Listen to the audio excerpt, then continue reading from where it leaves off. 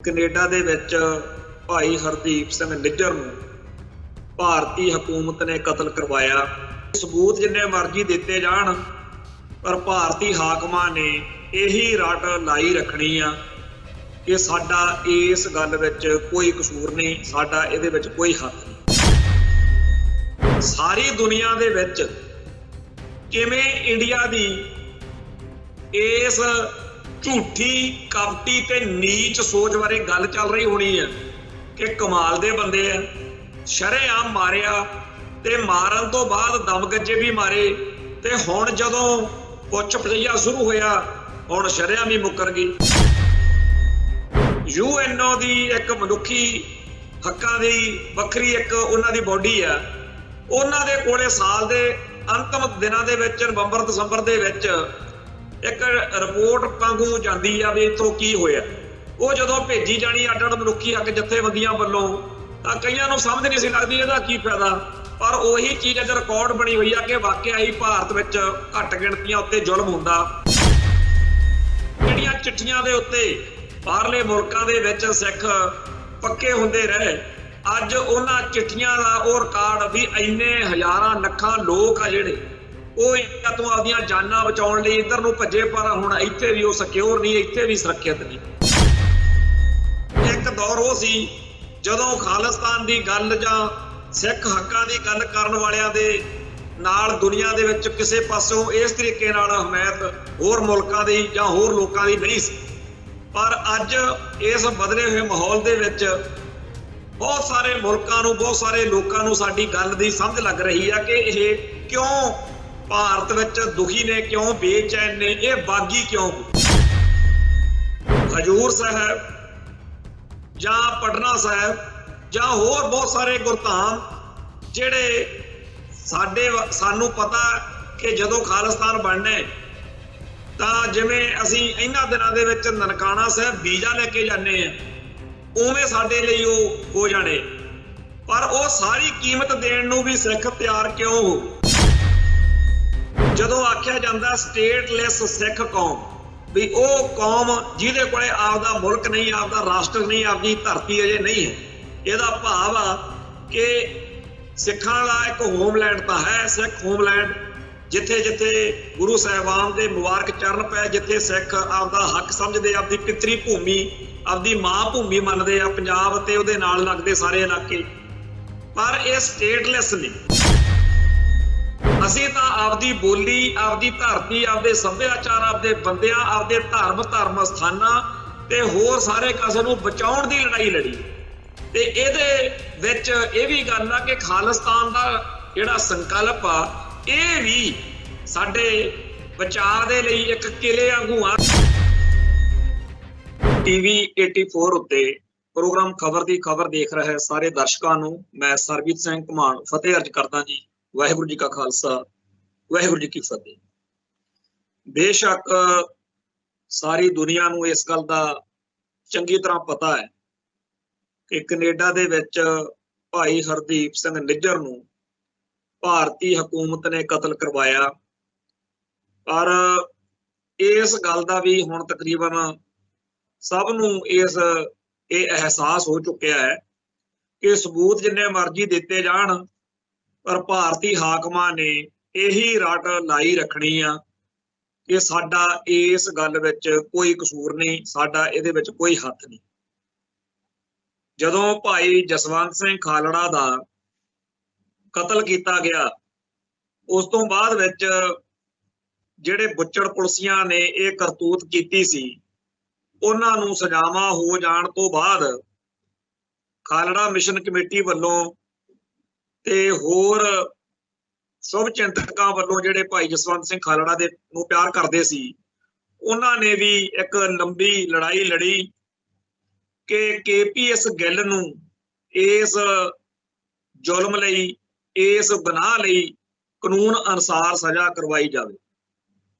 ਸਾਨੂੰ ਚੰਗੀ ਤਰ੍ਹਾਂ ਪਤਾ ਹੈ ਕਿ ਜਿਹੜੇ ਉਦੋਂ ਭਾਰਤੀ ਹਕੂਮਤ ਦੇ ਕਰਿੰਦੇ ਬੀਬੀ ਪਰਮਜੀਤ ਕੌਰ ਖਾਲੜਾ ਤੇ ਹੋਰਨਾਂ ਨੂੰ ਅਦਾਲਤ ਵਿੱਚ ਮਿਲਦੇ ਰਹੇ, ਇਸ ਕੇਸ ਦੀਆਂ ਸੁਣਵਾਈਆਂ ਦੌਰਾਨ ਤਰੀਕਾਂ ਉੱਤੇ ਉਹਨਾਂ ਨੇ ਬੜੇ ਬੇਖੌਫ ਹੋ ਕੇ ਪੂਰੇ ਧੜੱਲੇ ਨਾਲ ये गल कहनी कि ये भुल जाओ कि कदे KPS गिल भाई जसवंत सिंह खालड़ा के कतल केस की किसी तरीक मौके इस दोषियों वाले कटहरे च खड़ा दिखूगा। मरनी मर गया, पर वो गिल वाकया ही कदे हुकूमत ने दोषियों वाले कटहरे विच खड़ा नहीं होण दिता। कल्ले KPS गिल की गल नहीं, होर भी बड़े इहो जिहे मामले है जिन्हां विच दोषियों नूं भारती हाकमां ने शरेआम बचाया। साडी कौम नवंबर 1984 के कतलेआम की गल करती है कि बड़े बड़े लीडरां नूं जां आम गली गवांढ दे गुंडियां नूं किस तरीके नाल शरेआम गवाहियां तत्थ सबूत होने के बावजूद इस हकूमती सिस्टम ने बचाया। सज्जन कुमार जां जगदीश टैटलर वर्गे तां चर्चा च आ गए, पर होर बड़े ने। इवें ही 1978 तो हुण तक बेअंत इहो जिहे साके ने, बेअंत इहो जिहियां घटनावां ने। जदों शरेआम 13 अप्रैल 1978 नूं गुरबचने नरकधारी ने पंजाब दे विच अंमृतसर की धरती उत्ते सिखां दा कतलेआम कीता, जदों अदालत विच ये केस लड़िया गया तां उत्थे भारती हुकूमत ने शरेआम उस बुचड़ टोले की मदद की ते सारे दे सारे कातल टोले नूं साफ बरी करवाया गया। इसे तरीके नाल बाद विच जदों जदों भी किसी जालम ने, किसी बुचड़ पुलिस अफसर ने सिखां दा घाण कीता, उहदी राखी इस सिस्टम ने कीती। सानू याद आ भाई कुलवंत सिंह नागोके नूं किस तरीके नाल शहीद कीता ते बाद विच जिहड़ा बजना DSP सी उहनूं ते होर सारे दोस्तां नूं इस सिस्टम ने बचाया। एक 1984 तो पहला पायड़ कतल कांड बड़ा चर्चा च आया सी। अज दे बहुते लोकां नूं इस गल दा नहीं पता कि बाद विच 1984 तो बाद विच सिख नौजवानों के उत्ते बहुत कहर ढाउण वाले बहुते बुचड़ पुलसीए उस मामले विच उलझे हुए सी।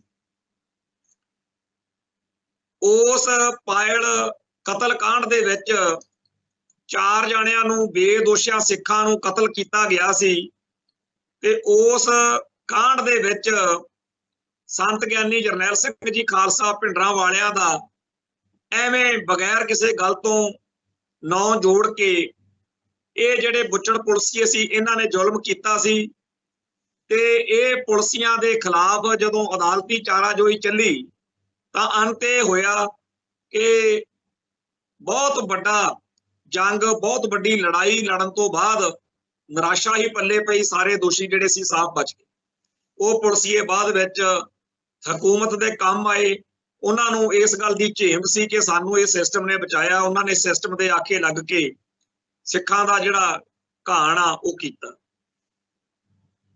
इत्थे जिन्हों खब्बू कहा जाता अजीत सिंह संधू, जिस बुचड़ पुलसीए ने माझे दे विच ते रोपड़ दे इलाके विच बहुत बड़ा घाण कीता, वो जदों अजे नौकरी दे विच शुरुआती दौर ते छोटे रैंक ते सी, ਉਹਦੇ तो कोई बहुत बड़ी गड़बड़ हो गई ते वो कानून के शिकंजे विच फस रहा सी। उस मौके सिस्टम उन्होंने बौड़िया, उन्होंने बचाया ते फिर जो कुछ उन्हें कीता वो तुहाडे सारिਆਂ दे सामने आ कि माझे दे विच जिस तरीके नाल उन्हें सिखां दा शिकार खेडिया ते हुकूमत ने उन्होंने जिस तरीके नाल नवाजिया, जिहड़ा बंदा होमगार्डिया लगण दे लायक नहीं सी वो बड़े उच्चे अहुदियां तक पहुंचा दिता। इस तरीके नाल जदों भारत विच बेअंत घटनावां साडे सामने आ भी जिन्हां ने सिखां नूं जां किसी भी होर घट गिणती दे लोकां नूं कतल कीता है, मारिया है, हुकूमत ने ठोक वजा के उस बुचड़ दी, उस जालम दी मदद कीती ते कदे नहीं मन्निया कि वाकया ही इहने करतूत कीती। ते नाल दी नाल मैं ये भी दसां, जिहड़े कई शेरो शायरी करने वाले लोग होंदे है जां कई बहुत पहुंचे हुए जां उन्हां दा दिल दिमाग विच साफ हुंदा, वो कोई उच्चियां गल्लां लिख बोल जांदे। एक शेर बड़ा चलदा रहा, सुनते रहे हैं कि चुप रहेगी जुबाने खंजर तो लहू पुकारेगा। इस तरीके नाल जिहड़ा वो शेर बोलिया जांदा, उहदा भाव अर्थ इह हुंदा बई जिहड़ा कतल आ वो कदे गुझा नहीं रहिंदा, कातल कदे गुझा नहीं रहिंदा। समा जिहड़ा हैगा वो सारे सवालों का जवाब हुंदा। ते इस गल नूं असीं इत्थे प्रतख देखिया। हज़ारां बेदोषे सिखां दे कातल जिन्हां नूं सिस्टम ने बचाउण दा कोई राह नहीं छड्डिया, हर तरीका वरतिया कि इन्हां नूं फुੱਲ दी भी नहीं लगण देनी। असीं उन्हां नूं शहीदां दे कतलां दे विच उन्हां दे जुल्म दे लेखे होए, सजावां होईयां ते बहुत वड्डी गिणती विच आम लोकां ने आप दी लड़ाई आप दे तौर ते लड़ के दोषटां नूं सजा भी करवाई।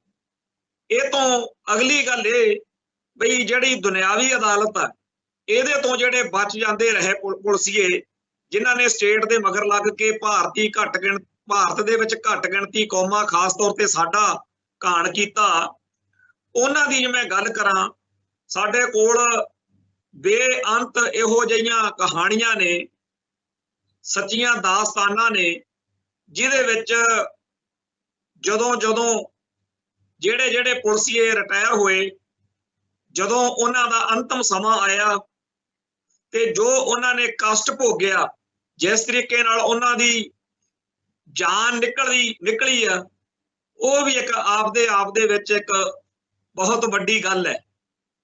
ਅਸੀਂ ਅੱਗੇ ਵੀ ਇਸ ਪ੍ਰੋਗਰਾਮ ਦੇ ਵਿੱਚ ਚਰਚਾ ਕੀਤੀ, ਅੱਜ ਫੇਰ ਉਹ ਗੱਲ ਦੱਸਣ ਨੂੰ ਦਿਲ ਕਰਦਾ ਹੈ ਕਿ ਭਾਈ ਧਿਆਨ ਸਿੰਘ ਮੰਡ, ਉਹਦਾ ਇੱਕ ਭਰਾ ਭਾਈ ਹਰਭਜਨ ਸਿੰਘ ਮੰਡ ਪੰਥਕ ਸਭਾ ਦੇ ਵਿੱਚ ਚਰਚਿਤ ਸੀ।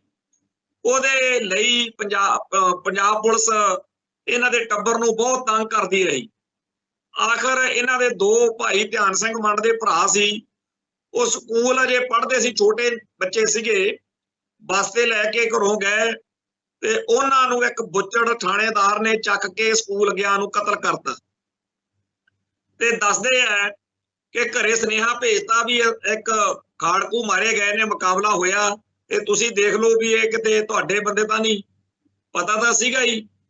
पिंड दे लोकां दे नाल परिवार उत्थे पहुंचिया, जदों विहड़े दे विच लाश दे कोले बह गए तां जदों मंड साहब दी माता ने वो कपड़े मूँह तो चक्के देखे, छोटे छोटे न्याणे, तुसी सोशल मीडिया ते उन्हां दीयां फोटोआं अक्सर देखदे रहंदे हो, ਉਹਨਾਂ ਦੇ ਮੂੰਹ ਦੇਖ ਕੇ ਜਦੋਂ ਮਾਂ ਦਾ ਦਿਲ ਬਰਾਗ ਨਾਲ ਭਰਿਆ ਤਾਂ ਪਿਓ ਨੇ ਕੋਲੇ ਬੈਠੇ ਨੇ ਕਿਹਾ, ਰੋਣਾ ਨਹੀਂ, ਇਹ ਕੌਮ ਦੇ ਸ਼ਹੀਦ ਨੇ।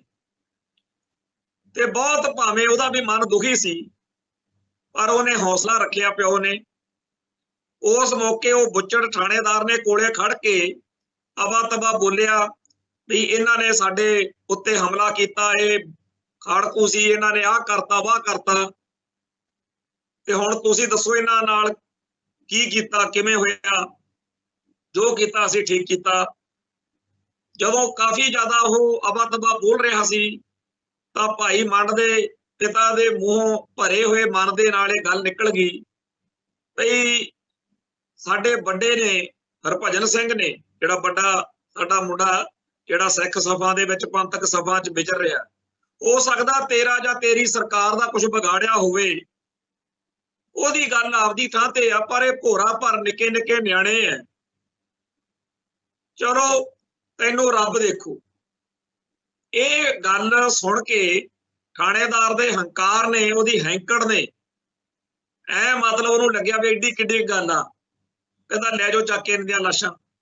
ਖੈਰ ਸਮਾਂ ਬੀਤਿਆ, ਬਾਅਦ ਵਿੱਚ ਕਿਸੇ ਇਲਾਕੇ ਦੇ ਵਿੱਚੋਂ ਬਾਰ-ਬਾਰ ਭਾਈ ਧਿਆਨ ਸਿੰਘ ਮੰਡ ਨੂੰ ਸੁਨੇਹਾ ਆਉਣ ਲੱਗ ਗਿਆ ਵੀ ਕੋਈ ਬੰਦੇ ਸੀਗੇ ਜਿਹੜੇ ਮੰਡ ਸਾਹਿਬ ਨੂੰ ਜਾਣਦੇ ਸੀ ਕਿ ਜੀ ਸਾਨੂੰ ਮਿਲੋ ਤੇ ਅਸੀਂ ਤੁਹਾਡੇ ਨਾਲ ਕਿਸੇ ਪਰਿਵਾਰ ਨੂੰ ਤੁਹਾਨੂੰ ਮਿਲਾਉਣਾ। ਉਹ ਕਹਿੰਦੇ ਕੋਈ ਨਾ, ਜਿੱਦਣ ਇੱਧਰ ਗੇੜਾ ਵੱਜਿਆ ਤੁਹਾਡੇ ਇਲਾਕੇ 'ਚ ਜ਼ਰੂਰ ਦਰਸ਼ਨ ਕਰਾਂਗੇ। ਗੱਲ ਦਾ ਪਤਾ ਨਹੀਂ ਸੀ ਉਹਨਾਂ ਨੂੰ ਦੱਸਿਆ ਵੀ ਇਸ ਦਿਨ ਆਉਣਾ, ਜਿੱਦਣ ਜਾਣਾ ਸੀ ਉਸ ਇਲਾਕੇ 'ਚ। ਤੇ ਉਹ ਪਰਿਵਾਰ ਵਾਲੇ ਉਹ ਜਿਹੜੇ ਵਾਕਫ ਸੀਗੇ ਬੰਦੇ, ਉਹ ਮੰਡ ਨੂੰ ਉਹਨਾਂ ਦੇ ਘਰ ਲੈ ਕੇ ਚਲੇ ਗਏ ਤੇ ਉੱਥੇ अंदर बढ़न सार ही विहड़े दे विच एक साइड दे उत्ते मंजे दे उत्ते एक बंदा पग लैके कल्ली पिया ते उदों आले दुआले वाहवा गोहा पशुआं दा ते होर मुश्क बड़ा मारदा सी। ਉਹ ਸਾਰੇ ਜਾਣੇ ਜਦੋਂ ਅੰਦਰ गए ਤੇ ਉਹ ਚਾਹ ਪਾਣੀ ਦੇਣ ਦੀ ਗੱਲ ਆਈ ਤੇ ਮੰਡ ਸਾਹਿਬ ਨੂੰ ਉੱਥੇ ਦੱਸਿਆ ਗਿਆ ਕਿ ਇਹ ਫਲਾਣੇ ਥਾਣੇਦਾਰ ਜਿਹੜਾ ਤੁਹਾਡੇ ਹੁੰਦਾ ਸੀ ਉਹਦਾ ਘਰ ਆ ਤੇ ਉਹਨਾਂ ਨੇ ਉੱਥੇ ਪਾਣੀ ਰੱਖਤਾ। ਕਹਿੰਦਾ ਇਹ ਪਰਿਵਾਰ ਮੈਨੂੰ ਇੱਥੇ ਲੈ ਕੇ ਕਾਹਤੋਂ ਆਇਆ, ਕਾਫੀ ਗੁੱਸੇ 'ਚ ਆ ਗਏ। ਉਹ ਸਾਰੇ ਕਹਿੰਦੇ ਬੈਠੋ ਬੈਠੋ, ਗੱਲ ਹੋਣ ਲੱਗੀ। ਲੋਕ ਵੀ ਆਲੇ ਦੁਆਲੇ ਗਲੀ ਗਵਾਂਢ ਦੇ ਇਕੱਠੇ ਹੋ ਗਏ। ਫਿਰ ਉਹਨਾਂ ਨੇ ਦੱਸਿਆ ਵੀ ਇਹ ਪਰਿਵਾਰ, ਇਹ ਘਰ ਜ਼ਰੂਰ ਉਹਦੇ ਪੁੱਤ ਦਾ, ਪਰ ਇਹਦਾ ਉਸ ਬੰਦੇ ਦਾ, ਉਸ ਪੁਲਸੀਏ ਦਾ ਸੁਭਾਅ ਬੜਾ ਗੰਦਾ ਸੀ। ਇਹ ਤਾਂ ਇੱਥੇ ਉਹਦਾ ਜਿਹੜਾ ਮੁੰਡਾ ਵਾ ਉਹ ਤੋਂ ਵੱਖ ਹੋ ਕੇ ਇੱਥੇ ਮਕਾਨ ਪਾ ਕੇ ਆਪਦਾ ਰਹਿੰਦਾ ਤੇ ਇਹਦੇ ਵਿੱਚ ਉਹਦਾ ਕੋਈ ਪੈਸਾ ਧੇਲਾ ਨਹੀਂ, ਇਹ ਉਹਦੇ ਨਾਲ ਕੋਈ ਲਿੰਕ ਨਹੀਂ। ਫਿਰ ਉਹਨੇ ਮੁੰਡੇ ਨੇ ਵੀ ਦੱਸੀ ਗੱਲ ਵੀ ਲੋਕ ਜਦੋਂ ਤਾਨੇ ਮਿਹਣੇ ਮਾਰਦੇ ਸੀ ਜਾਂ ਦੁਨੀਆ ਦੇ ਵਿੱਚ ਗੱਲ ਚੱਲਦੀ ਆ ਵੀ ਤੇਰਾ ਪਿਓ ਉੱਥੇ ਬੈਠਾ ਤੇ ਰੁਲ ਰਿਹਾ, ਉਹਨੂੰ ਮੈਂ ਲੈ ਤਾਂ ਇੱਥੇ ਆਇਆ, ਉਹਦੀ ਦੁਰਗਤੀ ਬਹੁਤ ਮਾੜੀ ਹਾਲਤ ਆ ਤੇ ਉਹ ਇੱਕੋ ਗੱਲ ਕਹਿੰਦਾ ਰਹਿੰਦਾ ਮੇਰੀ ਜਾਨ ਨਹੀਂ ਨਿਕਲਣੀ ਤੇ ਮੈਨੂੰ ਇੱਕ ਵਾਰੀ ਭਾਈ ਧਿਆਨ ਸਿੰਘ ਮੰਡ ਨੂੰ ਬੁਲਾ ਦੇ। ਤੇ ਮੈਂ ਇਹ ਗੱਲ ਇਹਨਾਂ ਮਿੱਤਰਾਂ ਨਾਲ ਕੀਤੀ ਸੀ, ਇਹਨਾਂ ਨੇ ਤੁਹਾਡੇ ਨਾਲ, ਤੁਸੀਂ ਇੱਕ ਵਾਰੀ ਉਹਨੂੰ ਦੇਖ ਲਓ, ਇੱਕ ਵਾਰੀ ਉਹਨੂੰ ਦੇਖ ਲਓ, ਬਾਕੀ ਤੁਹਾਡੀ ਗੱਲ ਜਿਹੜੀ ਅਗਲੀ ਆ ਤੁਹਾਡੇ ਆਪਦੇ ਹੱਥ 'ਚ। ਸਾਰੇ ਉੱਠ ਕੇ ਬਣੇ ਬਣਾਏ ਜਦੋਂ ਆਏ, ਉਹ ਜਿਹੜਾ ਮੰਜਾ ਬਾਹਰ ਦਰਾਂ 'ਚ ਪਿਆ ਸੀ ਉਹਦੇ ਉੱਤੇ, ਉਹ ਮੰਜੇ ਦੇ ਉੱਤੇ ਅਸਲ ਵਿੱਚ ਉਹ ਬੁੱਚੜ ਪੁਲਸੀਆ ਉੱਥੇ ਪਿਆ ਸੀ, ਉਹਦੇ ਕੀੜੇ ਪਏ ਸੀ, ਕਿਰਮ ਪਏ ਹੋਏ ਸੀ। ਜਦੋਂ ਉਹਦੇ ਮੂੰਹ ਤੋਂ ਪੱਗ ਲਾਹੀ, ਉਹਦਾ ਮੂੰਹ, ਉਹਦਾ ਗਲਾ ਸਾਰਾ ਥੱਲੇ ਵਾਲਾ ਇੱਥੇ ਛਾਤੀ ਤਿੱਕਰ ਹੈ ਜਿਵੇਂ ਚਿੱਟੇ ਚਿੱਟੇ ਕਿਰਮ ਪੈਂਦੇ ਹੁੰਦੇ ਆ ਸਰੀਰ ਦੇ ਵਿੱਚ, ਮਾਸ ਦੇ ਵਿੱਚ, ਉਹ ਪਏ ਹੋਏ ਸੀ। ਬਹੁਤ ਉਹਦੀ ਮਾੜੀ ਹਾਲਤ ਸੀ, ਉਹ ਤੋਂ ਬੋਲਿਆ ਵੀ ਨਹੀਂ ਸੀ ਜਾਂਦਾ। ਉਹਦੇ ਉੱਤੇ ਕੋਈ ਦਵਾਈ ਬੂਟੀ ਛਿੜਕਦੇ ਸੀ ਜਿਹਦਾ ਬੜਾ ਭੈੜਾ ਜਿਹਾ ਭੱਦਾ ਜਿਹਾ ਮੁਸ਼ਕ ਉਹਦੇ ਉੱਤੋਂ ਉਹ ਚੋਂ ਆਉਂਦਾ ਸੀ। ਤੇ ਉਹਨੇ ਕੁਛ ਘਰੜ ਘੁਰੜ ਜਿਹਾ ਕੀਤਾ, ਬੋਲਿਆ ਤੇ ਉਹ ਮੁੰਡੇ ਨੇ ਜਿੰਨੀ ਕੁ ਗੱਲ ਸਮਝ ਲੱਗੀ ਉਹਨੇ ਕਿਹਾ ਵੀ ਇਹ ਕਹਿੰਦਾ ਵੀ ਮੇਰੇ ਪਾਪ ਮੇਰੇ ਉੱਤੇ ਬਹੁਤ ਹੁਣ ਭਾਰੀ ਹੋ ਗਏ ਆ ਤੇ ਮੇਰਾ ਖਹਿੜਾ ਛਡਾ, ਮੇਰੀ ਅਰਦਾਸ ਕਰ, ਮੇਰੀ ਜਾਨ ਨਿਕਲ ਜੇ। ਪਰ ਮੰਡ ਨੂੰ ਬੜਾ ਗੁੱਸਾ ਸੀ। ਉਹ ਕਹਿੰਦਾ ਤੂੰ ਕੱਲੇ ਸਾਡੇ ਬੇਦੋਸ਼ੇ ਬੱਚੇ ਨਹੀਂ ਮਾਰੇ ਮੇਰੇ ਭਰਾ, ਤੂੰ ਪਤਾ ਨਹੀਂ ਕਿੰਨੇ ਕੁ ਬੇਦੋਸ਼ੇ ਲੋਕਾਂ ਤੇ ਜ਼ੁਲਮ ਕੀਤਾ। ਇਹ ਤੈਨੂੰ ਅਜੇ ਹੋਰ ਤੇਰਾ ਕਸ਼ਟ। ਪਰ ਉੱਥੇ ਲੋਕ ਕਈ ਕਹਿਣ ਲੱਗੇ ਵੀ ਚਲੋ ਜੀ ਦੇਖੋ ਤੁਹਾਡੇ ਸਾਹਮਣੇ। ਉਹ ਕਹਿੰਦਾ ਵੀ ਮੈਂ ਇੱਥੇ ਤਾਂ ਨਹੀਂ, ਪਰ ਮੈਂ ਜਦੋਂ ਸ਼ਾਮ ਨੂੰ ਰਹਿ ਰਸ ਕਰੂੰ, ਨਿਤਨੇਮ ਕਰੂੰ, ਉਦੋਂ ਮੈਂ ਦੇਖੂ ਮੈਂ ਕੀ ਕਹਿਣਾ ਕਹਾਉਣਾ, ਉਦੋਂ ਮੈਂ ਅਰਦਾਸ ਕਰ ਦੂੰਗਾ। ਇਹ ਗੱਲ ਕੱਲੀ ਇੱਕ ਕੇਸ ਦੀ ਨਹੀਂ, ਇੱਥੇ ਜਿਹੜੀ ਭਾਈ ਕੰਵਰ ਸਿੰਘ ਧਾਮੀ ਨੇ ਚਿੱਠੀਆਂ ਲਿਖੀਆਂ ਸੀਗੀਆਂ, ਉਹ ਸਿੱਖ ਵਿਚਾਰ ਮੰਚ ਵਾਲਿਆਂ ਨੇ ਛਾਪੀਆਂ ਸੀ। ਉਹ ਇੱਥੇ ਜੇ ਕਿਸੇ ਨੇ ਪੜ੍ਹੀਆਂ ਹੋਣ ਉਹ ਵੀ ਇਹ ਗੱਲ ਨੂੰ ਚੰਗੀ ਤਰ੍ਹਾਂ ਦੱਸ ਸਕਦੇ ਆ ਵੀ ਪਿਰਥੀ ਹੁੰਦਾ ਸੀ ਇੱਕ ਉੱਥੇ ਰੋਪੜ, ਉਸ ਪਿਰਥੀ ਨੇ ਜੋ ਜ਼ੁਲਮ ਕੀਤੇ ਉਹਦੀ ਕਰਕੇ ਉਹ ਰਾਤ ਨੂੰ ਭੱਜ ਕੇ ਉੱਠਦਾ ਹੁੰਦਾ ਸੀ। ਜਦੋਂ ਭਾਈ ਕੁਲਵੰਤ ਸਿੰਘ ਵਕੀਲ ਸੀ ਜਿਹੜਾ, ਉਹਨੂੰ ਉਹਦੀ ਸਿੰਘਣੀ ਨੂੰ ਤੇ ਇੱਕ ਉਹਦੀ ਨਿੱਕੀ ਜੀ ਬੱਚੀ ਸੀਗੀ ਭੋਰਾਕ ਨਿਆਣੀ, ਉਹਨੂੰ ਜਦੋਂ ਨਹਿਰ ਵਿੱਚ, ਜਿਹੜੀ ਆਪਣੇ ਵੱਡੀ ਨਹਿਰ ਰੋਪੜ ਕੋਲੇ ਦਰਿਆ, ਉਹਦੇ ਵਿੱਚ ਜਦੋਂ ਸਰਹੰਦ ਨਹਿਰ ਵਿੱਚ ਉਹਨਾਂ ਨੇ ਕਤਲ ਕਰਕੇ ਸੁੱਟਿਆ, ਉਹ ਬੱਚੀ ਉਹਨੂੰ ਉਹ ਚੀਕਾਂ ਮਾਰ ਦਿੰਦਾ ਸੀ, ਮੇਰੀ ਛਾਤੀ ਤੇ ਆ ਕੇ ਉਹ ਨਿਆਣੀ ਬਹਿ ਜਾਂਦੀ ਆ, ਮੇਰਾ ਆਹ ਹੋ ਗਿਆ, ਮੈਨੂੰ ਉਹ ਹੋ ਗਿਆ, ਮੈਨੂੰ ਸ਼ਹੀਦ ਦੇਖਦੇ ਆ। ਏਦਾਂ ਦੇ ਬੜੇ ਹੀ ਕਿਸੇ ਨੇ ਜਿਨ੍ਹਾਂ ਪੁਲਸੀਆਂ ਨੇ ਜ਼ੁਲਮ ਕੀਤਾ, ਉਹਨਾਂ ਚੋਂ ਕਈ ਬਾਹਰਲੇ ਮੁਲਕਾਂ 'ਚ ਭੱਜ ਗਏ, ਪਛਾਣ ਲੁਕੋ ਕੇ ਬਾਹਰਲੇ ਮੁਲਕਾਂ 'ਚ ਰਹਿ ਰਹੇ ਨੇ। ਇੱਕ ਦੋ ਬਾਰੇ ਤਾਂ ਸਾਨੂੰ ਉਹਨਾਂ ਦੀ ਜਦੋਂ ਗੱਲ ਸੁਣਦੇ ਆ ਤਰਸ ਆਉਂਦਾ, ਆਪਦੇ ਮਨ ਦੇ ਉੱਤੇ ਆਉਂਦਾ ਵੀ ਸੱਚੇ ਪਾਤਸ਼ਾਹ ਏਡਾ ਵੱਡਾ ਇਹਨਾਂ ਦੇ ਉੱਤੇ ਜਿਹੜਾ ਹੋ ਰਿਹਾ ਹੈ ਬਿਲਕੁਲ ਠੀਕ ਹੋ ਰਿਹਾ, ਕਿਉਂਕਿ ਔਲਾਦ ਹੱਥੋਂ ਨਿਕਲ ਗਈ।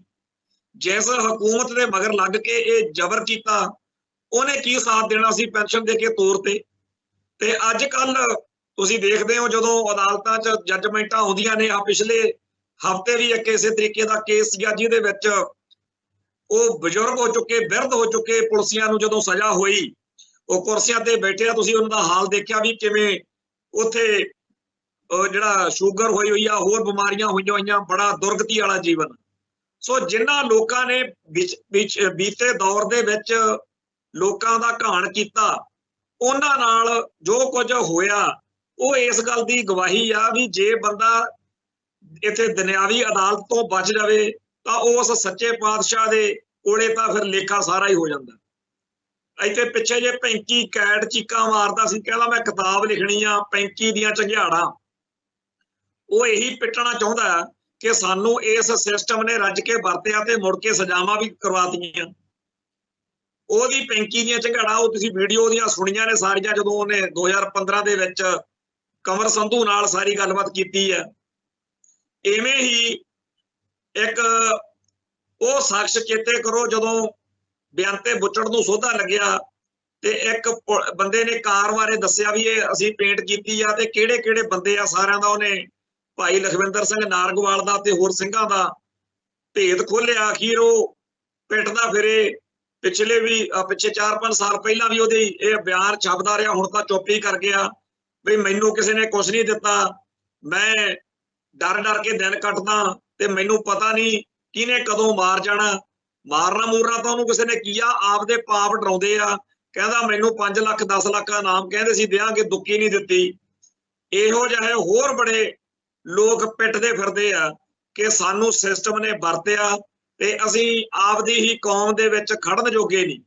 ਇਤੋਂ ਤੱਕ ਕਿ ਜਦੋਂ KPS ਗਿੱਲ ਦੇ ਭੋਗ ਦੇ ਮੌਕੇ ਇੱਕ ਕੀਰਤਨੀਆ ਜਥਾ ਕੀਰਤਨ ਕਰਨ ਪਹੁੰਚ ਗਿਆ, ਕਿਉਂਕਿ ਉਸ ਮੌਕੇ ਖਾਲਸਾ ਪੰਥ ਨੇ ਬਹੁਤ ਵੱਡਾ ਇੱਕ ਅਹਿਮ ਜਿਹੜਾ ਖਾਲਸਾ ਪੰਥ ਦੇ ਇਤਿਹਾਸ ਵਿੱਚ ਸ਼ਾਇਦ ਹੀ ਕਦੇ ਇਹੋ ਜਿਹੀ ਗੱਲ ਬਣੀ ਹੋਵੇ, ਮੈਨੂੰ ਤਾਂ ਚੇਤੇ ਨਹੀਂ ਕਿ ਕਿਸੇ ਸਿੱਖ ਬਾਰੇ ਅਕਾਲ ਤਖਤ ਸਾਹਿਬ ਤੋਂ ਇਸ ਤਰ੍ਹਾਂ ਆਦੇਸ਼ ਗਿਆ ਹੋਵੇ, ਹੁਕਮ ਗਿਆ ਹੋਵੇ ਕਿ ਕੋਈ ਵੀ ਸਿੱਖ ਇਹਦੇ ਅੰਤਮ ਰਸਮਾਂ 'ਚ ਸ਼ਾਮਲ ਨਾ ਹੋਵੇ।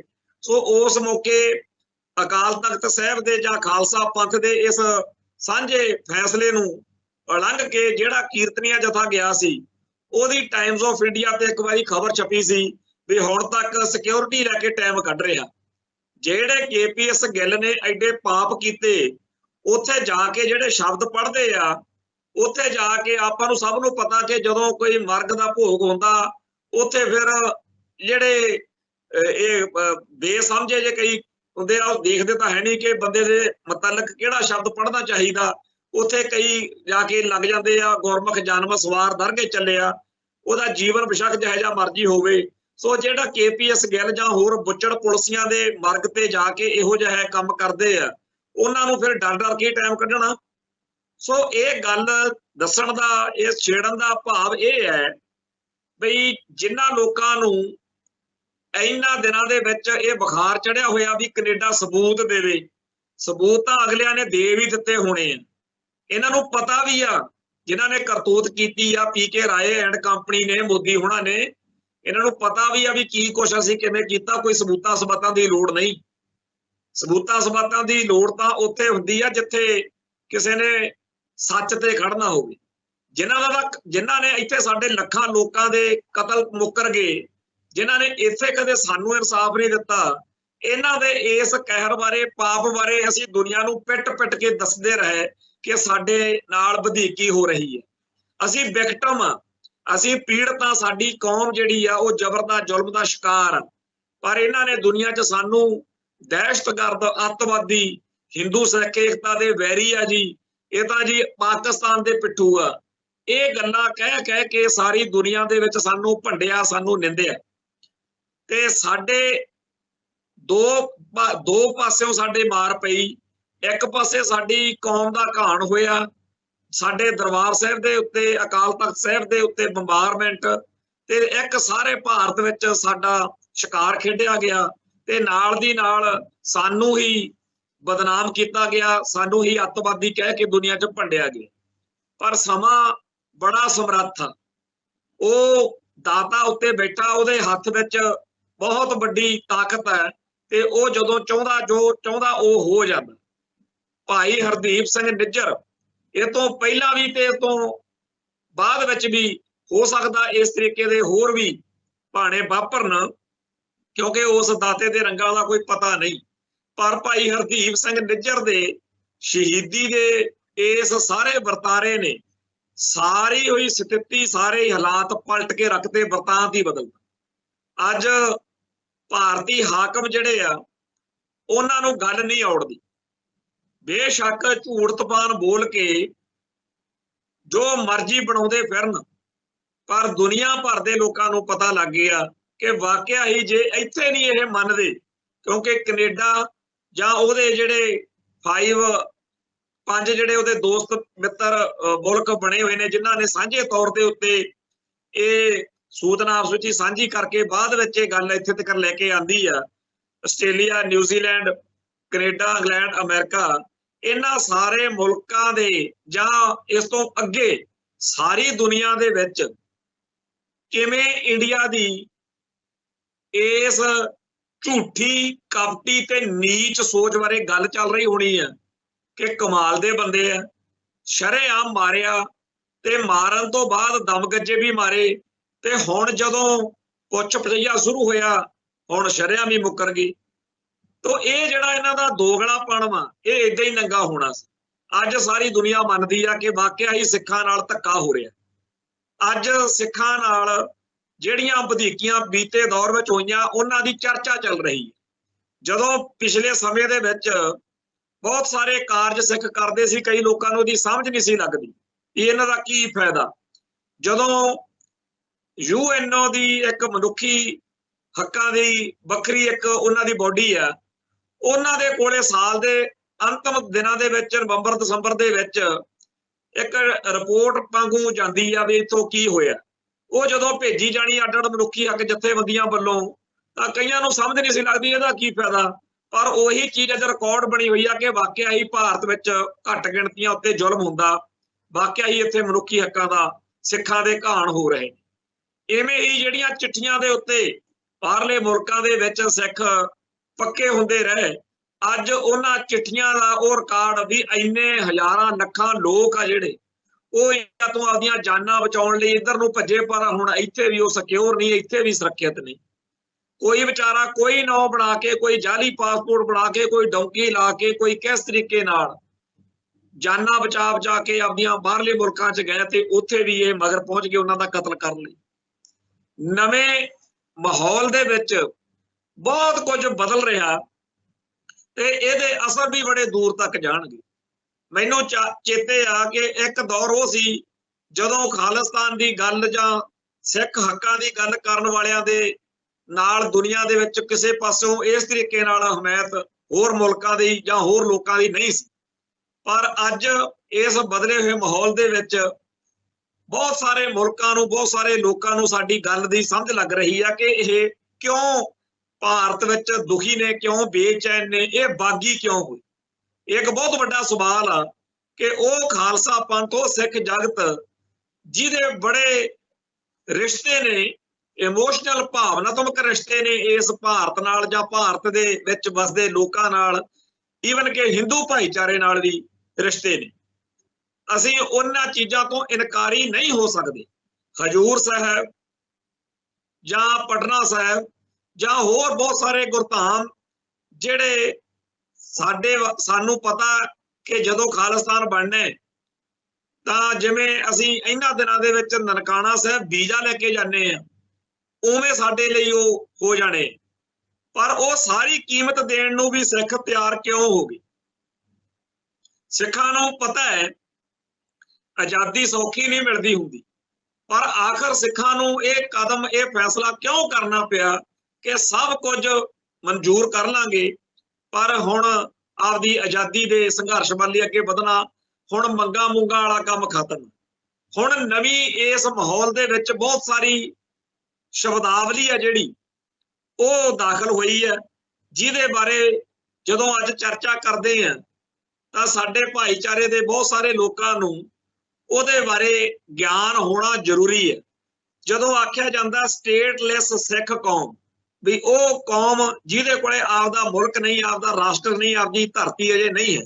ਇਹਦਾ ਭਾਵ ਆ ਕਿ ਸਿੱਖਾਂ ਦਾ ਇੱਕ ਹੋਮਲੈਂਡ ਤਾਂ ਹੈ, ਸਿੱਖ ਹੋਮਲੈਂਡ, ਜਿੱਥੇ ਜਿੱਥੇ ਗੁਰੂ ਸਾਹਿਬਾਨ ਦੇ ਮੁਬਾਰਕ ਚਰਨ ਪਏ, ਜਿੱਥੇ ਸਿੱਖ ਆਪਦਾ ਹੱਕ ਸਮਝਦੇ, ਆਪਦੀ ਪਿਤਰੀ ਭੂਮੀ, ਆਪਦੀ ਮਾਂ ਭੂਮੀ ਮੰਨਦੇ ਆ, ਪੰਜਾਬ ਤੇ ਉਹਦੇ ਨਾਲ ਲੱਗਦੇ ਸਾਰੇ ਇਲਾਕੇ। ਪਰ ਇਹ ਸਟੇਟਲੈਸ ਨੇ, ਇਹਨਾਂ ਕੋਲੇ ਆਪਦਾ ਮੁਲਕ ਨਹੀਂ। ਜਦੋਂ ਇਹ ਦੁਨੀਆ ਦੇ ਦੂਜੇ ਮੁਲਕਾਂ ਦੇ ਲਿਖਾਰੀ ਜਾਂ ਵਿਦਵਾਨ ਜਾਂ ਲੀਡਰ ਜਾਂ ਮੀਡੀਆ ਮੈਨ ਜਦੋਂ ਇਹ ਸ਼ਬਦ ਵਰਤਦੇ ਆ ਤਾਂ ਇਹਦੇ ਅਰਥ ਜਿਹੜੇ ਆ ਉਹ ਸਾਡੇ ਹੱਕ ਨੂੰ, ਸਾਡੀ ਲੜਾਈ ਨੂੰ ਜਸਟੀਫਾਈ ਕਰਦੇ ਆ, ਜਾਇਜ਼ ਦਰਸਾਉਂਦੇ ਆ। ਇਵੇਂ ਹੀ ਇਹਨਾਂ ਦਿਨਾਂ ਦੇ ਵਿੱਚ ਮੈਂ ਇੱਕ ਸ਼ਬਦ ਬੜਾ ਜ਼ਿਆਦਾ ਵਰਤੋਂ ਚ ਆਉਂਦਾ ਦੇਖ ਰਿਹਾ, ਇੰਡੀਆ ਆਕੂਪਾਈਡ ਪੰਜਾਬ। ਵੀ ਉਹ ਪੰਜਾਬ ਜਿਹੜਾ ਭਾਰਤ ਨੇ ਦੱਬਿਆ ਹੋਇਆ, ਕਬਜ਼ੇ ਹੇਠ ਲਿਆ ਹੋਇਆ। ਜਿਵੇਂ ਭਾਰਤ ਦਾ ਮੀਡੀਆ ਲਗਾਤਾਰ ਕਹਿੰਦਾ ਆ ਰਿਹਾ ਬਈ ਪਾਕਿਸਤਾਨ ਦੇ ਕਬਜ਼ੇ ਹੇਠਲਾ ਕਸ਼ਮੀਰ। ਹੁਣ ਉਵੇਂ ਦੀ ਇੱਕ ਨਵੀਂ ਸ਼ਬਦਾਵਲੀ ਇੱਥੇ ਪੈਦਾ ਹੋਈ ਹੈ ਕਿ ਉਹ ਪੰਜਾਬ ਜਿਹੜਾ ਇੰਡੀਆ ਦੇ ਕਬਜ਼ੇ 'ਚ ਆ, ਇੰਡੀਆ ਆਕੂਪਾਈਡ ਪੰਜਾਬ। ਇਵੇਂ ਹੀ ਇੱਕ ਗੱਲ ਇਹਨਾਂ ਦਿਨਾਂ ਦੇ ਵਿੱਚ ਲਗਾਤਾਰ ਜ਼ੋਰ ਫੜ ਰਹੀ ਆ, ਜਿਹੜੀ ਅੱਗੇ ਚੱਲ ਕੇ ਸਾਨੂੰ ਇਸ ਗੱਲ ਦਾ ਧਿਆਨ ਰੱਖਣਾ ਚਾਹੀਦਾ ਔਰ ਇਸ ਸੰਕਲਪ ਨੂੰ, ਇਸ ਸਿਧਾਂਤ ਨੂੰ ਹੋਰ ਜ਼ਿਆਦਾ ਮਜ਼ਬੂਤ ਕਰਨ ਦਾ ਵੇਲਾ ਹੈ। ਉਹ ਹੈ ਕਿ ਮੀਡੀਆ ਦੇ ਵਿੱਚ ਜਾਂ ਦੁਨੀਆ ਭਰ ਦੇ ਹੋਰਨਾਂ ਕੌਮਾਂ, ਧਰਮਾਂ, ਮੁਲਕਾਂ ਦੇ ਲੋਕ ਇਹ ਜਾਣ ਗਏ ਨੇ, ਉਹ ਕਹਿ ਰਹੇ ਨੇ ਕਿ ਸਿੱਖ ਵਿਕਟਮ ਨੇ ਤੇ ਭਾਰਤੀ ਹਕੂਮਤ ਦੇ ਜ਼ੁਲਮਾਂ ਦਾ ਸ਼ਿਕਾਰ ਨੇ, ਯਾਨੀ ਕਿ ਸਿੱਖ ਪੀੜਤ ਨੇ। ਇਹ ਗੱਲ ਚੇਤੇ ਰੱਖਣ ਦੀ ਲੋੜ ਹੈ ਕਿ ਬੇਸ਼ੱਕ ਅਸੀਂ ਆਪਦੇ ਹੱਕ ਲਈ ਲੜੇ, ਪਰ ਅਸੀਂ ਆਪਦੀ ਲੜਾਈ ਨੂੰ ਪੇਸ਼ ਕਰਦੇ ਵਕਤ ਕਿਤੇ ਇਹ ਗੱਲ ਨਾ ਬਣਾ ਕੇ ਬਹਿ ਜਾਈਏ ਕਿ ਜੀ ਇਹ ਉਹੋ ਜਿਹੀ ਉਨੇ ਬਰਾਬਰ ਦੇ ਸਾਰੀ ਗੱਲ ਦੇ ਵਿੱਚ ਨੇ। ਅਸੀਂ ਵਿਕਟਮ ਆ ਤੇ ਆਪਦੇ ਹੱਕ ਲਈ ਜ਼ਰੂਰ ਅਸੀਂ ਕਾਰਵਾਈਆਂ ਕੀਤੀਆਂ ਪਿਛਲੇ ਦੌਰ 'ਚ, ਪਰ ਵਿਕਟਮ ਅਤੇ ਜਿਹੜਾ ਹਮਲਾਵਰ ਹੁੰਦਾ ਉਹਦੇ 'ਚ ਬਹੁਤ ਫਰਕ ਹੁੰਦਾ। ਅਸੀਂ ਤਾਂ ਆਪਦੀ ਬੋਲੀ, ਆਪਦੀ ਧਰਤੀ, ਆਪਦੇ ਸੱਭਿਆਚਾਰ, ਆਪਦੇ ਬੰਦਿਆਂ, ਆਪਦੇ ਧਰਮ ਸਥਾਨਾਂ ਤੇ ਹੋਰ ਸਾਰੇ ਕਾਸੇ ਨੂੰ ਬਚਾਉਣ ਦੀ ਲੜਾਈ ਲੜੀ ਹੈ। ਤੇ ਇਹਦੇ ਵਿੱਚ ਇਹ ਵੀ ਗੱਲ ਆ ਕਿ ਖਾਲਿਸਤਾਨ ਦਾ ਜਿਹੜਾ ਸੰਕਲਪ ਆ, ਇਹ ਵੀ ਸਾਡੇ ਬਚਾਅ ਦੇ ਲਈ ਇੱਕ ਕਿਲੇ ਵਾਂਗੂ ਆ ਕਿ ਅਸੀਂ ਸੋਚਦੇ ਹਾਂ, ਸਾਡੀ ਕੌਮ ਇਹ ਮੰਨਦੀ ਹੈ ਕਿ ਜੇ ਅਸੀਂ ਬਚਣਾ ਹੈ, ਜੇ ਅਸੀਂ ਆਪਦੇ ਆਪ 'ਚ ਸਰਵਾਈਵ ਕਰਨਾ, ਤਾਂ ਸਾਨੂੰ ਸਾਡਾ ਮੁਲਕ ਚਾਹੀਦਾ, ਸਾਨੂੰ ਸਾਡਾ ਦੇਸ਼ ਚਾਹੀਦਾ। ਇੰਡੀਅਨ ਸਿਸਟਮ ਤੇ ਇੰਡੀਅਨ ਲੀਡਰਸ਼ਿਪ ਜਿਹੜੀ ਆ, ਇੰਡੀਅਨ ਹੁਕਮਰਾਨ ਆ ਜਿਹੜਾ, ਉਹ ਉਹਦੇ ਜ਼ੁਲਮਾਂ ਤੋਂ ਬਚਣ ਦੇ ਲਈ ਨਹੀਂ ਅਸੀਂ ਇਸੇ ਤਰੀਕੇ ਨਾਲ ਵਿਕਟਮ ਬਣੇ ਰਵਾਂਗੇ ਤੇ ਇਸੇ ਤਰੀਕੇ ਨਾਲ ਸਾਡਾ ਘਾਣ ਹੁੰਦਾ ਰਹੂ। ਸੋ ਇਸ ਚੀਜ਼ ਦਾ ਸਾਨੂੰ ਖਿਆਲ ਰੱਖਣ ਦੀ ਲੋੜ ਆ ਕਿ ਅਸੀਂ ਹਮਲਾਵਰ ਵਾਲੀ ਪੋਜੀਸ਼ਨ ਵਿੱਚ ਨਹੀਂ ਜਾਣਾ, ਅਸੀਂ ਵਿਕਟਮ ਵਾਲੀ ਪੋਜੀਸ਼ਨ 'ਚ ਦੁਨੀਆ ਦੇ ਸਾਹਮਣੇ ਪੇਸ਼ ਹੋ ਰਹੇ ਆ ਔਰ ਦੁਨੀਆ ਇਸ ਚੀਜ਼ ਨੂੰ ਰੈਕੋਗਨਾਈਜ਼ ਵੀ ਕਰ ਰਹੀ। ਇਵੇਂ ਹੀ ਖਾੜਕੂਵਾਦ ਜਾਂ ਖਾਲਿਸਤਾਨੀ ਲਹਿਰ ਦੀ ਥਾਂ ਇਸ ਵੇਲੇ ਭਾਰਤੀ ਮੀਡੀਆ ਤਾਂ ਜੋ ਮਰਜ਼ੀ ਕਹੀ ਜਾਵੇ, ਉਹ ਤਾਂ ਕਹਿੰਦੇ ਜੀ ਅੱਤਵਾਦੀ ਨੇ ਇਹ, ਪਰ ਦੁਨੀਆ ਨੇ ਇਹਨੂੰ ਸਿੱਖ ਫਰੀडम ਮੂਵਮੈਂਟ ਦੇ ਤੌਰ ਦੇ ਉੱਤੇ ਕਿ ਸਿੱਖਾਂ ਦੀ ਆਜ਼ਾਦੀ ਦੀ ਜਿਹੜੀ ਜੰਗ ਵਾ ਉਹ ਚੱਲ ਰਹੀ ਆ। ਇੰਡੀਅਨ ਸਟੇਟ ਸਿਸਟਮ ਅਤੇ ਮੀਡੀਆ ਬੇਸ਼ੱਕ ਟੈਰੋਰਿਸਟ ਕਹਿੰਦਾ, ਉਹ ਤਾਂ ਭਾਈ ਹਰਦੀਪ ਸਿੰਘ ਨਿੱਜਰ ਨੂੰ ਜਾਂ ਹੋਰ ਜਿਹੜੇ ਸਾਡੇ ਸਿੱਖ ਭਰਾ ਨੇ ਸਾਰਿਆਂ ਨੂੰ ਟੈਰੋਰਿਸਟ, ਅੱਤਵਾਦੀ ਤੇ ਹੋਰ ਭੈੜੇ ਸ਼ਬਦ ਜਿਹੜਾ ਹੈਗਾ ਉਹ ਦਿੰਦੇ ਆ। ਕਿਸੇ ਟਾਈਮ ਪਾਕਿਸਤਾਨ ਨੂੰ ਕਹਿੰਦੇ ਹੁੰਦੇ ਸੀ ਵੀ ਪਾਕਿਸਤਾਨ ਦੇ ਪਿੱਠੂ ਨੇ, ਹੁਣ ਕਹਿੰਦੇ ਆ ਜੀ ਟਰੂਡੋ ਨੇ, ਕੈਨੇਡਾ ਨੇ ਇਹਨਾਂ ਨੂੰ ਪੰਪ ਮਾਰਿਆ ਹੋਇਆ ਜੀ, ਇਹ ਉਹਦੇ ਮਗਰ ਲੱਗੇ ਹੋਏ ਨੇ ਤੇ ਉਹਨੂੰ ਜੀ ਇਹਦੀ ਕੀਮਤ ਦੇਣੀ ਪਊ। ਜਿਵੇਂ ਕਹਿੰਦੇ ਸੀ ਪਾਕਿਸਤਾਨ ਨੂੰ ਕੀਮਤ ਦੇਣੀ ਪਊ, ਪਤਾ ਨਹੀਂ ਕਿਹੜੀ ਕੀਮਤ ਦੇਣੀ ਪਊਗੀ। ਆ ਜਿਹੜਾ ਸੋਸ਼ਲ ਮੀਡੀਆ ਉਹਦੇ ਉੱਤੇ ਜਦੋਂ ਇਹਨਾਂ ਦੇ ਚੈਨਲਾਂ ਦੇ ਉਹ ਆਉਂਦੇ ਆ, ਜਿਹੜਾ ਵੱਡਾ ਮੂਹਰੇ ਬਣਾ ਕੇ ਪੋਸਟਰ ਜਿਹਾ ਪਾਇਆ ਹੁੰਦਾ, ਬੰਦੇ ਨੂੰ ਪੜ੍ਹ ਕੇ ਤਰਸ ਆਉਂਦਾ ਇਹਨਾਂ ਦੀ ਗਰਕੀ ਹੋਈ ਸੋਚ ਉੱਤੇ ਵੀ ਇਹ ਕਿਹੋ ਜਿਹੇ ਲੋਕ ਨੇ, ਕੋਈ ਅਖਲਾਕ ਨਹੀਂ, ਕੋਈ ਕਿਰਦਾਰ ਨਹੀਂ। ਖੈਰ, ਜਿਹੜਾ ਫਰੀडम ਫਾਈਟਰ ਸ਼ਬਦ ਵਾ ਸਿੱਖ ਜੁਝਾਰੂਆਂ ਲਈ ਜਾਂ ਸਿੱਖ ਐਕਟਿਵਿਸਟ ਲਈ, ਉਹ ਇਸ ਵੇਲੇ ਦਿਨੋਂ ਦਿਨ ਜ਼ੋਰ ਫੜ ਰਿਹਾ ਤੇ ਇਹਦੇ ਨਾਲ ਵੀ ਸਾਡੀ ਲੜਾਈ ਨੂੰ ਜਸਟੀਫਾਈ ਕੀਤਾ ਜਾ ਰਿਹਾ ਕਿ ਇਹ ਕੋਈ ਅੱਤਵਾਦੀ, ਟੈਰੋਰਿਸਟ ਜਾਂ ਕੁਝ ਹੋਰ ਨਹੀਂ ਹੈਗੇ, ਇਹ ਆਪਦੇ ਹੱਕ ਲਈ ਲੜਨ ਵਾਲੇ ਫਾਈਟਰ ਨੇ। ਸਿੱਖ ਜਿਹੜੇ ਹੈਗੇ ਆ, ਇਹਨਾਂ ਨੂੰ ਫਰੀडम ਫਾਈਟਰ ਦਾ ਜਿਹੜਾ ਦਿਨੋਂ ਦਿਨ ਰੁਤਬਾ ਉਹ ਹਾਸਲ ਹੋ ਰਿਹਾ ਔਰ ਇਹ ਸਾਡੇ ਬੀਤੇ ਦੌਰ ਦੇ ਉੱਤੇ ਜਿਹੜੇ ਸਾਡੇ ਤੇ ਹਮਲੇ ਹੋਏ, ਉਹਨਾਂ ਦੇ ਰਿਐਕਸ਼ਨ ਦੇ ਵਿੱਚ ਚੱਲਣ ਲਈ ਉਹਨਾਂ ਦੇ ਉੱਤੇ ਸਾਡੀ ਜਿਹੜੀ ਹੈਗੀ ਆ ਮੋਹਰ ਲੱਗ ਰਹੀ ਆ ਦੁਨੀਆ ਦੀ ਕਿ ਤੁਹਾਡਾ ਹੱਕ ਵਾ ਆਪਦੇ ਹੱਕਾਂ ਲਈ ਲੜਨਾ। ਇਵੇਂ ਹੀ ਇਸ ਮੌਕੇ ਦੁਨੀਆ ਨੇ ਇਸ ਗੱਲ ਨੂੰ ਬਹੁਤ ਸਤਿਕਾਰਿਆ ਕਿ ਤੁਸੀਂ ਜਦੋਂ ਬੀਤੇ ਦੌਰ ਵਿੱਚ 1978 ਤੋਂ ਜਾਂ 1984 ਤੋਂ 95 ਤੱਕ ਜੋ ਕੀਤਾ ਉਹ ਆਪਦੀ ਥਾਂ ਤੇ ਆ, ਪਰ ਜਿਹੜਾ ਤੁਸੀਂ ਇਸ ਵੇਲੇ ਪੀਪਲਸ ਵਾਰ ਵਾਂਗੂ ਲੜ ਰਹੇ ਹੋ, ਮਤਲਬ ਕਿ ਪੀਸਫੁਲ ਤੇ ਡੈਮੋਕ੍ਰੇਟਿਕ, ਸ਼ਾਂਤਮਈ ਤੇ ਜਮਹੂਰੀ ਢੰਗ ਤਰੀਕਿਆਂ ਨਾਲ ਜੋ ਗੱਲ ਅੱਗੇ ਤੋਰੀ ਹੈ, ਉਹ ਤੁਹਾਡੀ ਬੇਮਿਸਾਲ। ਚੇਤੇ ਕਰੋ, ਕੁਝ ਸਮਾਂ ਪਹਿਲਾਂ ਰੈਫਰੈਂਡਮ, ਸਿੱਖਸ ਫਾਰ ਜਸਟਿਸ ਜਾਂ ਗੁਰਪਤਵੰਤ ਸਿੰਘ ਪੰਨੂ ਤੇ ਹੋਰ ਜਿਹੜੇ ਆਗੂ ਆ ਜਾਂ ਇਹ ਸਾਰੀ ਲਹਿਰ ਆ, ਇਹਨੂੰ ਇੰਨਾ ਜ਼ਿਆਦਾ ਖਾਲਸਾ ਪੰਥ ਵਿੱਚ ਨਹੀਂ ਸੀ ਮਿਲ ਰਿਹਾ ਹੈਗਾ ਪ੍ਰਵਾਨਗੀ। ਤੇ ਹੁਣ ਜਦੋਂ ਇੰਡੀਅਨ ਸਟੇਟ ਨੇ ਇਸ ਸਾਰੀ ਚੀਜ਼ ਨੂੰ, ਪੰਨੂ ਨੂੰ ਭੰਡਿਆ, ਨਿੰਦਿਆ, ਨਿੱਜਰ ਦਾ ਕਤਲ ਕਰਨਾ ਜਾਂ ਸਿੱਖ ਰੈਫਰੈਂਡਮ 2020 ਨਾਲ ਸੰਬੰਧਿਤ ਹੋਰ ਲੋਕਾਂ ਨੂੰ ਟਾਰਗੇਟ ਕੀਤਾ, NIA ਪੂਰੀ ਇਹਦੇ ਮਗਰ ਪੈ ਗਈ। ਇਹ ਸਾਰੇ ਮਾਹੌਲ ਨੇ ਆਮ ਸਿੱਖ ਨੂੰ ਇਹ ਸੋਚਣ ਲਈ ਮਜਬੂਰ ਕਰ ਦਿੱਤਾ ਹੈ ਕਿ ਜੇਕਰ ਰੈਫਰੈਂਡਮ ਦਾ ਕੋਈ ਮੁੱਲ ਹੀ ਨਹੀਂ, ਜੇ ਗੁਰਪਤਵੰਤ ਸਿੰਘ ਪੰਨੂ ਹੁਣਾਂ ਦੀ ਜਾਂ ਸਿੱਖਸ ਫਾਰ ਜਸਟਿਸ ਵਾਲੇ ਬਾਕੀ ਲੋਕਾਂ ਦੀ ਸਾਰੀ ਐਕਟੀਵਿਟੀ ਬੇਕਾਰ ਤੇ ਬੇਲੋੜੀ ਆ, ਤਾਂ ਫਿਰ ਇਹ ਭਾਈ ਨਿੱਜਰ ਵਰਗਿਆਂ ਤੇ ਕਤਲ ਕਰਾਉਣ ਤੱਕ ਕਿਉਂ ਚਲੇ ਗਿਆ ਸਿਸਟਮ। ਸੋ ਇਸ ਮੌਕੇ ਉਹ ਸਾਰਾ ਕੁਝ ਜਿਹੜਾ ਬੀਤੇ ਦੌਰ ਦੇ ਵਿੱਚ ਸਿੱਖਸ ਫਾਰ ਜਸਟਿਸ ਵਾਲੇ ਜਾਂ ਰੈਫਰੈਂਡਮ ਵਾਲੇ ਸਿੱਖ ਸਭਾ ਦੇ ਵਿੱਚ ਵੀ ਬਹੁਤਾ ਜ਼ਿਆਦਾ ਨਹੀਂ ਸੀ ਲੈ ਪਾ ਰਹੇ, ਇਸ ਮੌਕੇ ਉਹਨਾਂ ਨੂੰ ਉਹ ਸਾਰਾ ਕੁਝ ਹੀ ਹਾਸਲ ਹੋ ਗਿਆ। ਮੈਂ ਇਹ ਗੱਲ ਇੱਕ ਹੋਰ ਘਟਨਾਕ੍ਰਮ ਨਾਲ ਜੋੜ ਕੇ ਅੱਗੇ ਵਧਣਾ ਚਾਹਾਂਗਾ ਕਿ 1981 ਦੇ ਵਿੱਚ ਸੰਤ ਭਿੰਡਰਾਂਵਾਲਿਆਂ ਦੀ ਗ੍ਰਿਫਤਾਰੀ ਤੋਂ ਪਹਿਲਾਂ ਹੋਰ ਤਰ੍ਹਾਂ ਦਾ ਮਾਹੌਲ ਸੀ, ਪਰ ਸੰਤਾਂ ਦੀ ਲਾਰੇ ਜਗਤਨ ਰਹਿਣ ਵਾਲੇ ਕਾਂਡ ਤੋਂ ਬਾਅਦ ਵਿੱਚ, ਗ੍ਰਿਫਤਾਰੀ ਤੋਂ ਜੇਲ੍ਹ ਯਾਤਰਾ ਤੋਂ ਬਾਅਦ ਵਿੱਚ ਜੋ ਉਹਨਾਂ ਨੂੰ ਹਮਾਇਤ ਮਿਲੀ, ਜੋ ਸਮਰਥਨ ਮਿਲਿਆ, ਉਹ ਬੇਮਿਸਾਲ ਸੀ। ਜਿਸ ਸੰਤ ਭਿੰਡਰਾਂਵਾਲੇ ਨੂੰ ਇੱਕ ਆਮ ਡੇਰੇ ਦਾ ਸਾਧ ਮੰਨ ਕੇ ਲੋਕ ਦੇਖਦੇ ਹੋਣਗੇ, ਉਹ 20ਵੀਂ ਸਦੀ ਦੇ ਮਹਾਨ ਸਿੱਖ ਬਣਨ ਵਾਲੀ ਜਿਹੜੀ ਗੱਲ ਸੀ ਉਧਰ ਨੂੰ ਵਧੇ। ਲਾਰੇ ਜਗਤਨ ਰਹਿਣ ਵਾਲੀ ਗ੍ਰਿਫਤਾਰੀ ਨੇ ਸੰਤਾਂ ਦਾ ਕੱਦ, ਉਹਨਾਂ ਦੀ ਪ੍ਰਵਾਨਗੀ, ਉਹਨਾਂ ਦਾ ਅਕਸ, ਉਹਨਾਂ ਦੀ ਪਛਾਣ ਇੰਨੀ ਤੇਜ਼ੀ ਨਾਲ ਵਧਾਈ।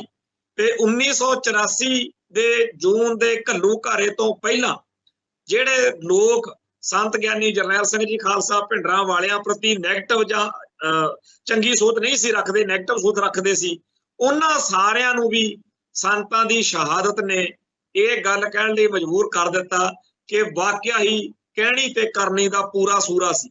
ਇਸ ਤੋਂ ਬਾਅਦ ਵਿੱਚ ਸਾਰੇ ਸੰਸਾਰ ਦੇ ਵਿੱਚ ਸੰਤ ਭਿੰਡਰਾਂਵਾਲਿਆਂ ਦੀ ਜਿਹੜੀ ਸੋਚ ਤੇ ਉਹਨਾਂ ਦੀ ਤਸਵੀਰ, ਮੈਨੂੰ ਚੇਤੇ ਆ ਵੀ ਇੱਕ ਵਾਰੀ ਅਸੀਂ ਕਿਸੇ ਪੋਸਟਰ ਨੂੰ ਡਿਜ਼ਾਈਨ ਕਰਵਾ ਰਹੇ ਸੀ, ਉਸ ਸਿੱਖ ਸੰਘਰਸ਼ ਨਾਲ ਸੰਬੰਧਿਤ ਲੋਕ ਕੰਪਿਊਟਰ ਤੇ ਬੈਠੇ ਸਾਂ, ਤੇ ਉਹ ਜਿਹੜਾ ਸੱਜਣ ਕਰ ਰਿਹਾ ਸੀ ਕੰਮ, ਉਹਨੇ ਅਸੀਂ ਉਹ ਜਦੋਂ ਸੰਤਾਂ ਦੀ ਫੋਟੋ ਲੱਗ ਗਈ ਸੈਂਟਰ 'ਚ, ਤਾਂ ਉਹਨੇ ਆਪਦੇ ਕੋਲੋਂ ਸੋਚ ਕੇ ਹੀ ਫੋਟੋ ਦੇ ਹੇਠਾਂ ਲਿਖ ਦਿੱਤਾ ਕਿ ਸੰਤ ਗਿਆਨੀ ਜਰਨੈਲ ਸਿੰਘ ਜੀ ਖਾਲਸਾ ਭਿੰਡਰਾਂਵਾਲੇ।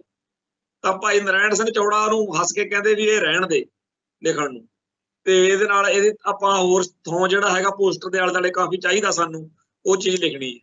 ਤੇ ਉਹ ਕਹਿੰਦਾ ਨਹੀਂ ਇੱਥੇ ਲਿਖ ਦਿੰਦੇ ਆ। ਮੈਂ ਉਹਨੂੰ ਆਖਿਆ ਵੀ ਕਦੇ ਦੁਨੀਆ ਦੇ ਵਿੱਚ ਕਿਸੇ ਸ਼ੇਰ ਦੀ ਫੋਟੋ ਦੇ ਹੇਠਾਂ ਲਿਖਿਆ ਹੋਇਆ ਦੇਖਿਆ ਵੀ ਇਹ ਸ਼ੇਰ ਆ? ਉਹ ਹੱਸ ਪਿਆ, ਗੱਲ ਸਮਝ ਗਿਆ।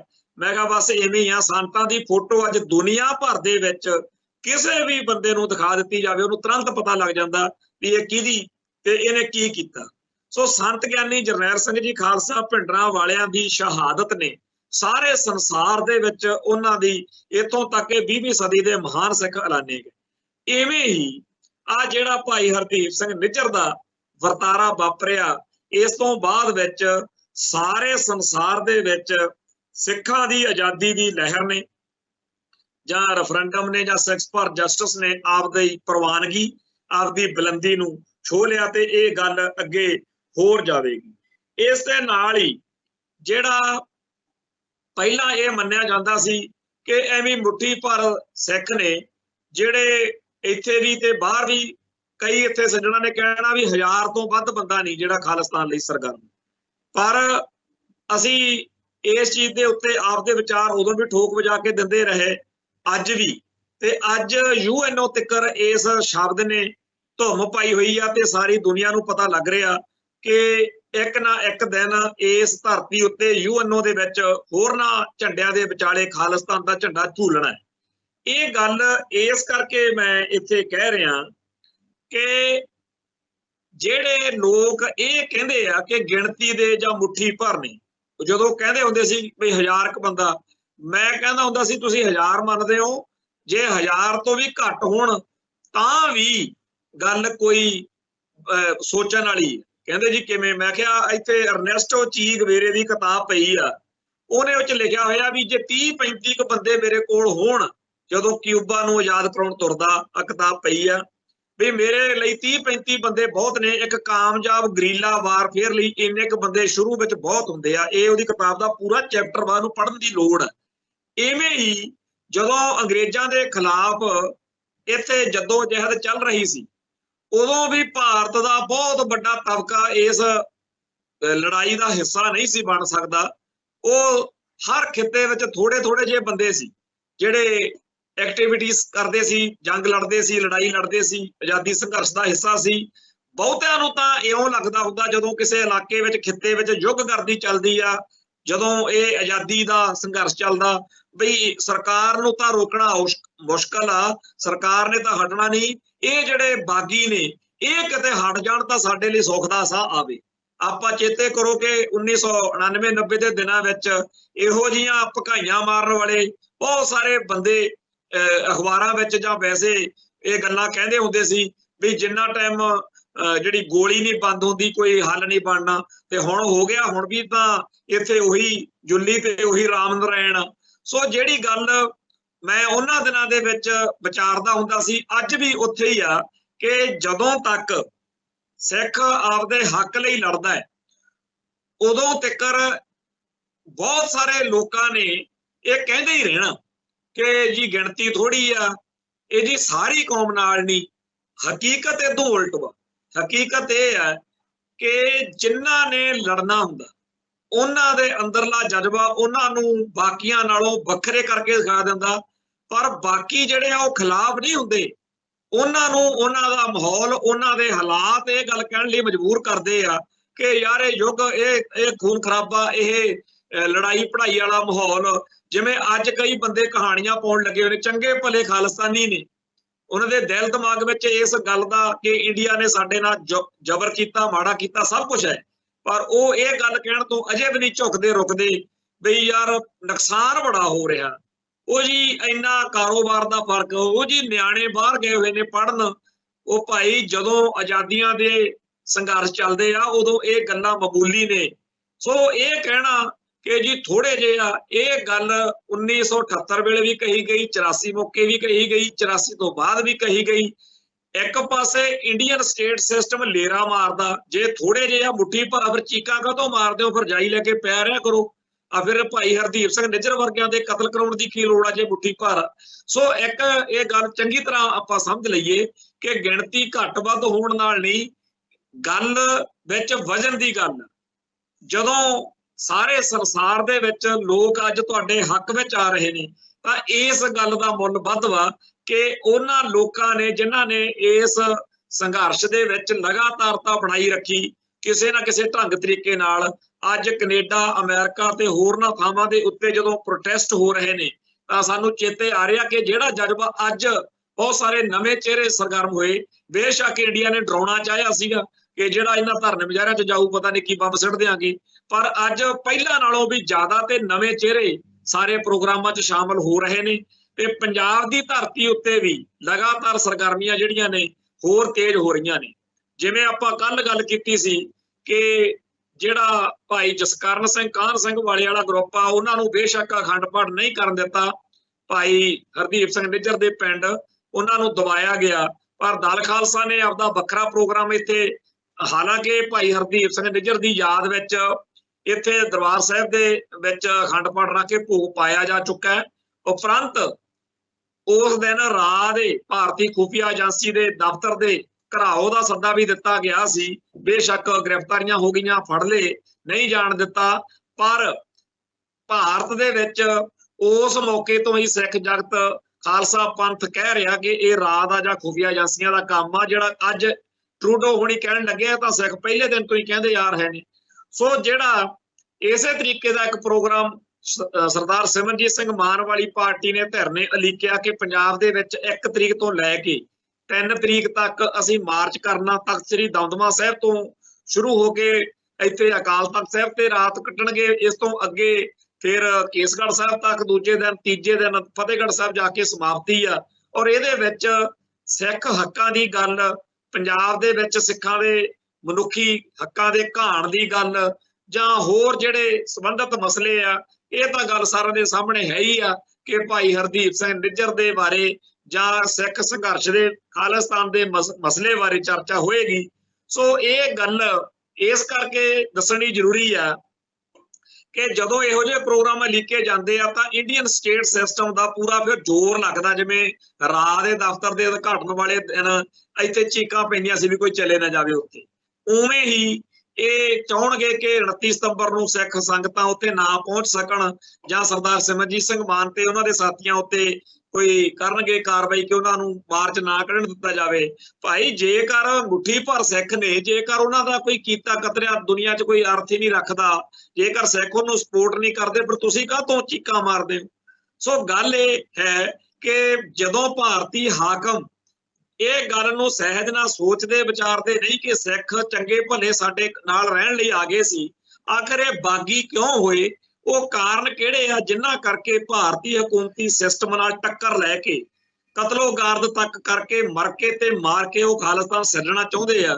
ਜਦੋਂ ਤੱਕ ਇਸ ਗੱਲ ਦਾ ਕੋਈ ਉਹ ਸੋਚ ਵਿਚਾਰ ਨਹੀਂ ਕਰਦੇ, ਉਦੋਂ ਤੱਕ ਇਹ ਗੱਲਾਂ ਦਾ ਕੋਈ ਮਤਲਬ ਨਹੀਂ। ਚਾਹੁੰਦੇ ਸਾਰੇ ਹੀ ਆ ਕਿ ਟੇਬਲ ਤੇ ਬਹਿ ਕੇ ਗੱਲ ਨਿਬੜ ਜਾਵੇ, ਨਹੀਂ ਤਾਂ ਫਿਰ ਜਦੋਂ ਤੱਕ ਜਿਹੜਾ ਸਾਹਸ ਉਦੋਂ ਤੱਕ ਰਾਸ, ਜਦੋਂ ਤੱਕ ਧਰਤੀ ਤੇ ਇੱਕ ਵੀ ਸਿੱਖ ਜਿਉਂਦਾ ਉਦੋਂ ਤੱਕ ਖਾਲਿਸਤਾਨ ਦੀ ਜੰਗ ਜਿਹੜੀ ਆ ਉਹ ਜਾਰੀ ਰਹੇਗੀ। ਸਭ ਨੂੰ ਯਕੀਨ ਆ ਕਿ ਇੱਕ ਨਾ ਇੱਕ ਦਿਨ UNO ਦੇ ਵਿੱਚ ਬਾਕੀ ਝੰਡਿਆਂ ਦੇ ਵਿੱਚ ਸਾਡੇ ਮੁਲਕ ਦਾ ਝੰਡਾ ਵੀ ਝੂਲੂਗਾ। ਸੋ ਇੱਥੇ ਸਮਾਪਤੀ ਕਰਦੇ ਆ, ਕੱਲ ਫੇਰ ਮਿਲਾਂਗੇ ਜੀ। ਨਾਨਕ ਨਾਮ ਚੜ੍ਹਦੀ ਕਲਾ, ਤੇਰੇ ਭਾਣੇ ਸਰਬੱਤ ਦਾ ਭਲਾ। ਵਾਹਿਗੁਰੂ ਜੀ ਕਾ ਖਾਲਸਾ, ਵਾਹਿਗੁਰੂ ਜੀ ਕੀ ਫਤਿਹ।